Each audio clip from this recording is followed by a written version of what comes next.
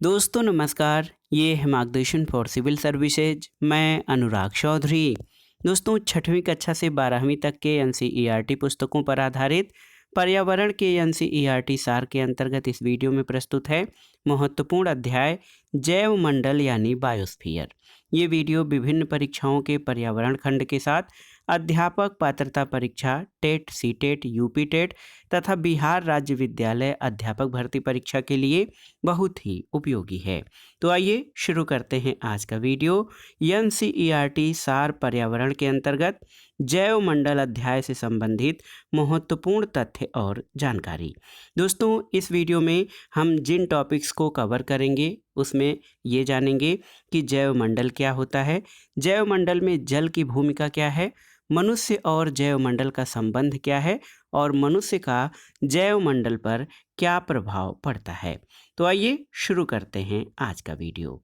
दोस्तों सबसे पहले जैव मंडल यानी बायोस्फीयर के बारे में जानते हैं। जैव मंडल हमारे गृह पृथ्वी का अनोखा अंग है।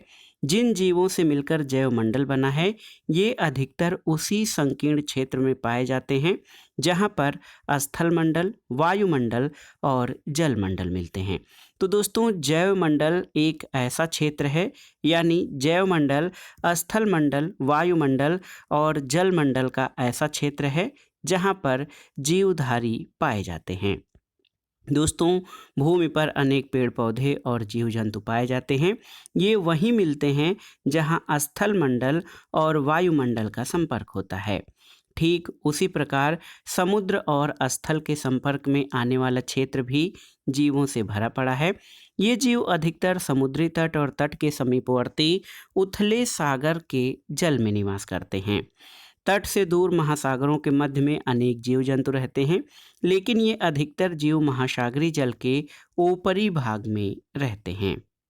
महासागरीय जल के ऊपरी भाग में रहने का सबसे बड़ा कारण ये है कि महासागरीय जल का जो ऊपरी भाग है उसको सूर्य का प्रकाश मिलता रहता है और ये वायुमंडल के संपर्क में भी बना रहता है।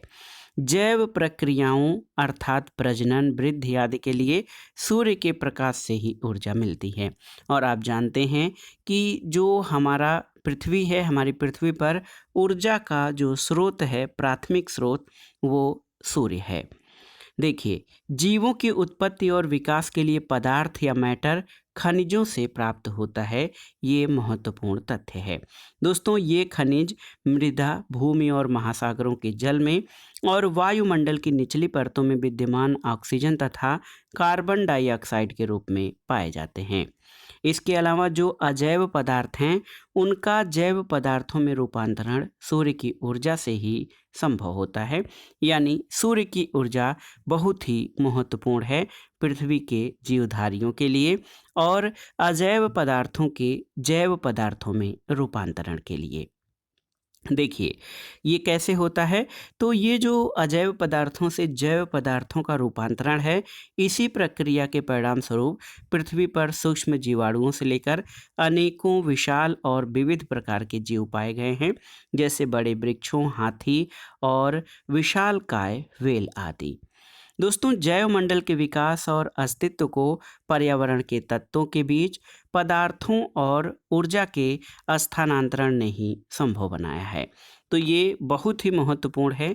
जैव मंडल के विकास और अस्तित्व को पर्यावरण के तत्वों के बीच पदार्थों और जो ऊर्जा का स्थानांतरण होता है, इसी से ये सारी चीज़ें संभव हो पाई हैं। देखिए दोस्तों प्रत्येक जीव अपने अस्तित्व और विकास के लिए जो है वो भौतिक दशाओं पर आश्रित होता है।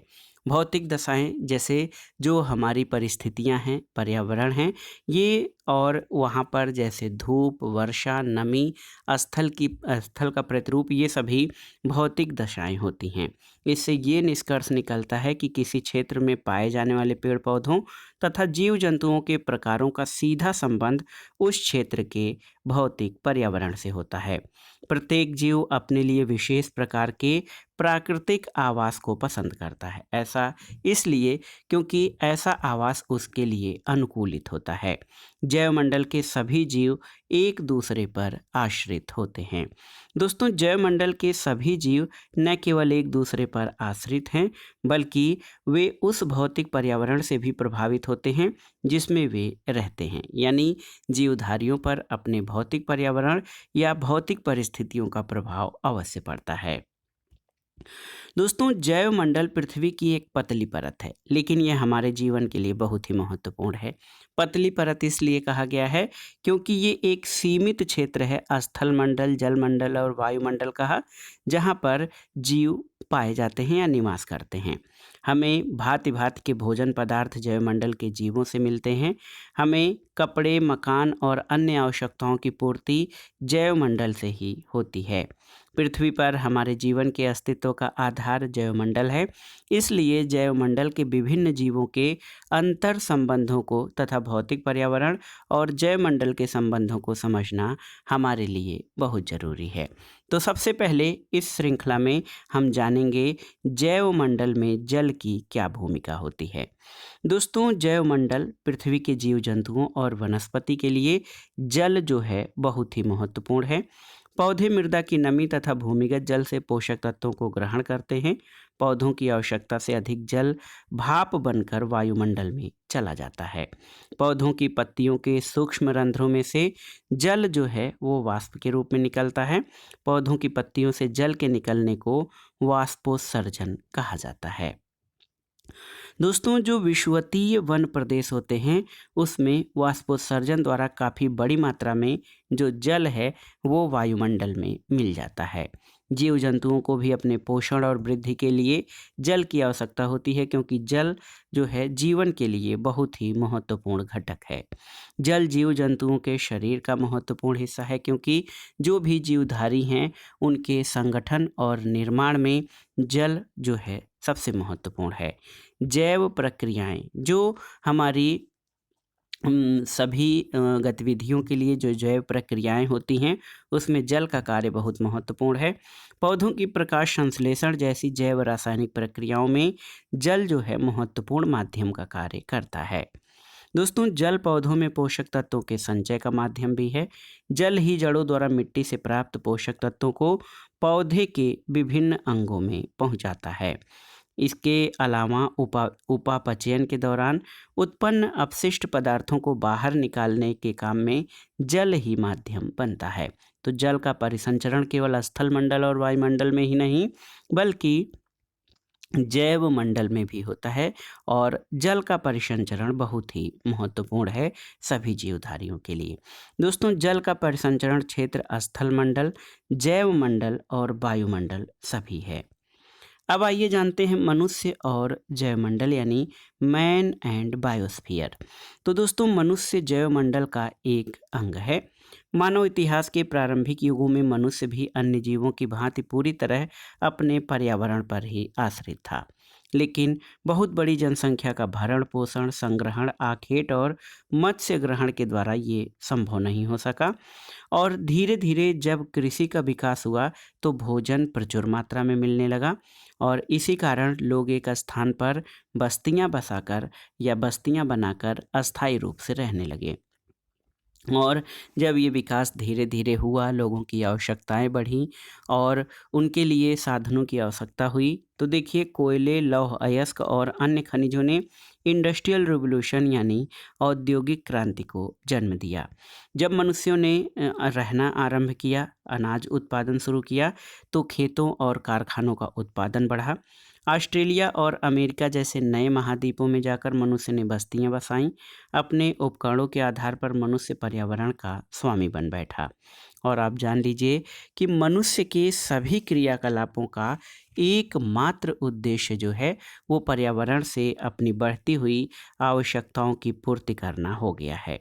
यानी मनुष्य ऐसे तो पहले पर्यावरण पर आश्रित था, लेकिन अब वह पर्यावरण को अपने लाभ के लिए, अपने संसाधनों में वृद्धि का एक साधन मानता चला आ रहा है। और अगर देखें तो विगत 100 वर्षों में जनसंख्या बहुत तेजी से बढ़ी है, जिससे मनुष्य की आवश्यकताओं में बहुत भारी वृद्धि हुई है। इन सब का दुष्प्रभाव भौतिक और जैविक पर्यावरण पर स्पष्ट रूप से झलकता है। दोस्तों, शहरी और औद्योगिक क्षेत्रों में बड़े पैमाने पर पर्यावरण का प्रदूषण हुआ है। पर्यावरण में हुए परिवर्तनों के कारण मनुष्य का अस्तित्व जो है ये खतरे में पड़ गया है। लास्ट में जो महत्वपूर्ण टॉपिक है उसके बारे में आइए जानते हैं, मनुष्य का जैव मंडल पर प्रभाव। तो दोस्तों, मनुष्य पारिस्थितिक पिरामिड के शीर्ष पर है। वह परभक्षी की तरह कार्य करता है क्योंकि वो सर्वाहारी है। मनुष्य विभिन्न प्रकार के पौधों और जंतुओं का उपयोग करता है। मनुष्य भूमि पर खेती करता है, इसका पारितंत्र पर गंभीर प्रभाव पड़ा है। खेती खेती बहुत ज़रूरी है क्योंकि अधिक जनसंख्या के भरण पोषण के लिए अधिक अन्न की आवश्यकता है। खेती से प्राकृतिक पौधों का मूल आवरण हट जाता है, उनके स्थान पर एक दो फसलें बोई जाने लगती हैं और इससे जो विविधता है यानी डाइवर्सिटी वो कम हो जाती है और इस प्रक्रिया में पारितंत्र सरल बन जाता है जिसमें एक ही तरह के पौधों की प्रधानता होती है। नाशक जीव और फसलों के रोग अकेली फसल पर हमला कर देते हैं और ऐसे नए पौधों को मनुष्य खाद्यान्न और कच्चा माल प्राप्त करने के लिए लाता है। जैसे आप जान लीजिए कि अमेजन बेसिन से रबर के पौधों को लाया और एशिया के उष्णकटिबंधीय पौध प्रदेश में उनकी खेती शुरू कर दी और ये सभी मनुष्य की बढ़ती आवश्यकताओं के कारण ही है। दोस्तों, कृषि और अन्य कार्यों के लिए वनस्पति के आवरण के विनाश के अतिरिक्त मनुष्य ने किसी क्षेत्र विशेष से नए पौधे लाकर दूसरे क्षेत्रों में लगा दिए या उनकी फसल ही लाकर दूसरे क्षेत्रों में लगा दिए या उनकी फसल ही पैदा करनी शुरू कर दी है। तो कहने का मतलब ये है कि इससे विविधता या जो पौधों और वनस्पतियों की विविधता थी, उनका जो एक तरह से कहा जाए कि प्रतिरोधकता थी, इस विविधता के कारण वो समाप्त हो गई है और अगर कोई बुरा प्रभाव पड़ता है तो एक साथ सभी को नुकसान पहुंचाता है। इस प्रक्रिया से वांछित फसलों के बीजों के साथ साथ अवांछित पौधों के बीज भी आ जाते हैं। कुछ खरपतवार इसी तरह संसार के विभिन्न भागों में पहुंच गए हैं। उदाहरण के लिए नागफनी और पार्थेनियम घास ये दूसरे देशों से अनाज के आयात के कारण हुआ है और ये जो है कुछ चीज़ें ऐसी हैं जो अन्य देशों से अनाज या विभिन्न फसलों के आयात के कारण वो साथ साथ चले आए। वायु और जल प्रदूषण भी पौधों पर बुरा प्रभाव डालते हैं जिससे कुछ जातियां विलुप्त हो गई हैं। मनुष्य ने कीट रोधी और अधिक उपज देने वाली संकर फसलों का विकास किया है जो कि पर्यावरणीय जो विविधता है उसके लिए बहुत ही नुकसानदेह है। चुनी हुई विविध फसलों और पेड़ों की कृषि के समान मनुष्य ने अपनी आवश्यकताओं को पूरा करने के लिए कुछ विशेष जंतुओं को पालतू बना लिया है और इन पालतू जंतुओं की संख्या काफ़ी बढ़ गई क्योंकि नई परिस्थितियों में इन्हें परभक्षियों से कोई खतरा नहीं होता है। मनुष्य ने पालतू पशुओं की नस्लों में भी सुधार किया है ताकि उनसे अधिक दूध प्राप्त किया जा सके। देसी भेड़ों की तुलना में सुधरी हुई नस्ल की भेड़ों से अच्छी और अधिक मात्रा में ऊन प्राप्त होती है।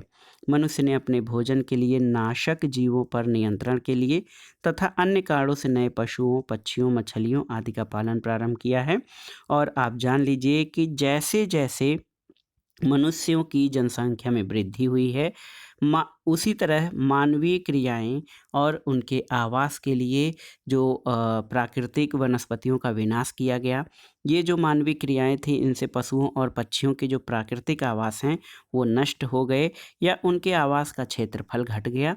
जीवों की कुछ जातियां विलुप्त हो गई।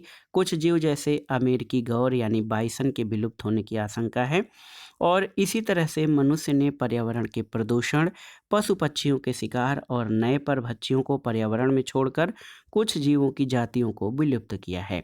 तो कहने का तात्पर्य ये है कि मनुष्य का जैव मंडल पर सकारात्मक प्रभाव नहीं कहा जा सकता, नकारात्मक प्रभाव ही है क्योंकि बढ़ती हुई आवश्यकता की पूर्ति के लिए मनुष्य ने जो विविधता थी उसको समाप्त किया है और ये विविधता जो है जैव विविधता के रूप में थी जिसमें कई प्रकार के वनस्पतियों और जीव जंतुओं की विविधता थी, लेकिन मनुष्यों ने अपने लाभ के लिए, अपने आवश्यकताओं के लिए इनसे छेड़छाड़ की, ये विविधता तो नष्ट हुई ही है और पर्यावरण में कई तरह की विसंगतियां उभर आई हैं, जिसका जिम्मेदार स्वयं मनुष्य है। तो दोस्तों, ये था आज का अध्याय जैवमंडल। इसमें आपने ये जाना कि जैवमंडल क्या है, यानी जैवमंडल किसे कहते हैं, इसका विस्तार कहाँ तक है, और साथ ही साथ इसमें आपने जैवमंडल में जल और उसकी उपयोगिता, मनुष्य और जैवमंडल के संबंध तथा मनुष्य के जैवमंडल पर प्रभाव के बारे में जाना। ये अध्याय शार्ट में बहुत ही महत्वपूर्ण रहा है आपको समझने के लिए। अगले अध्याय में हम जैव विविधता यानी बायोडाइवर्सिटी से संबंधित सभी महत्वपूर्ण तथ्यों और जानकारियों को कवर करेंगे, जो आपके आगामी परीक्षाओं के लिए बहुत ही उपयोगी होगा। तो इसलिए हमारे चैनल से जुड़े रहें, वीडियो को लाइक करें, शेयर करें और इस चैनल मार्गदर्शन फॉर सिविल सर्विसेज को सब्सक्राइब करें। वीडियो देखने के लिए धन्यवाद दोस्तों। नमस्कार।